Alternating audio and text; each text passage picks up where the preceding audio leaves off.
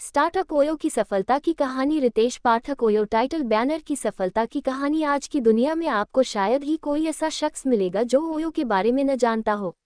ऐसा इस hospitality company का विस्तार और प्रभाव रहा है। ओयो होटल्स एंड होम्स की वृद्धि अभूतपूर्व रही है। अप्रैल 2013 में शुरू होने से लेकर दुनिया की तीसरी सबसे बड़ी और सबसे तेजी से बढ़ने वाली लीज्ड और फ्रेंचाइजी होटलों, घरों और रहने की जगहों की श्रृंखला बनने तक ओयो ने एक लंबा सफर तय किया है।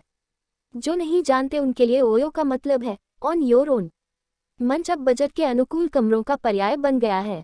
लोग इसे इसकी किफ़ायती आवास सेवाओं के लिए जानते हैं। कंपनी ने बाजार में आने के बाद से ही अपनी टोपी में पंख जोड़ना जारी रखा है। इसके फाउंडर रितेश अग्रवाल ने फरवरी 2020 में काइली जेनर के बाद दुनिया की सबसे कम उम्र के सेल्फ मेड बिलियनियर होने की उपलब्धि हासिल की है। इस तमाम सफलता के बीच कंपनी को कई चुनौतियों का भी सामना करना पड़ा। हम सभी जानते हैं कि कंपनी को कितनी सफलता मिली है, लेकिन बहुत कम लोग ओयो के पीछे की पूरी कहानी जानते हैं।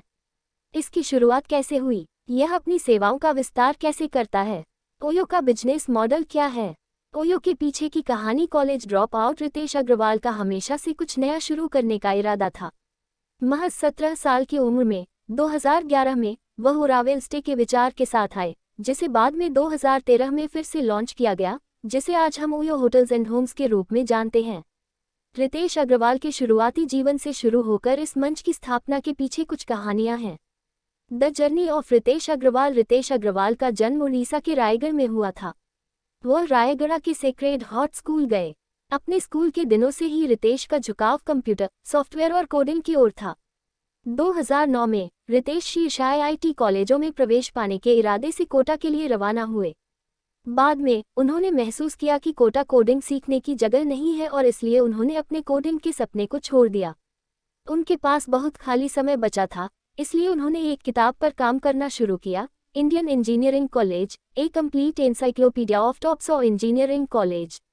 यह एक हिट थी। 16 साल की उम्र में वह उन 240 छात्रों में शामिल थे जिन्हें मुंबई में Tata institute of fundamental research TIF में आयोजित एशियाई विज्ञान शिविर के लिए चुना गया था। रितेश अग्रवाल 20 साल से कम उम्र के उन 20 छात्रों में शामिल थे जिन्हें थील फेलोशिप मिली थी। उन्हें 2 वर्षों में $1 लाख की राशि के साथ 7 कॉलेज छोड़ने और स्टार्टअप बनाने के लिए मार्गदर्शन और संसाधन प्राप्त हुए।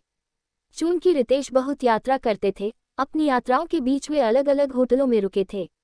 इससे उन्हें विभिन्न स्थानों पर मिलने वाली खराब आतिथ्य सुविधाओं का एहसास हुआ।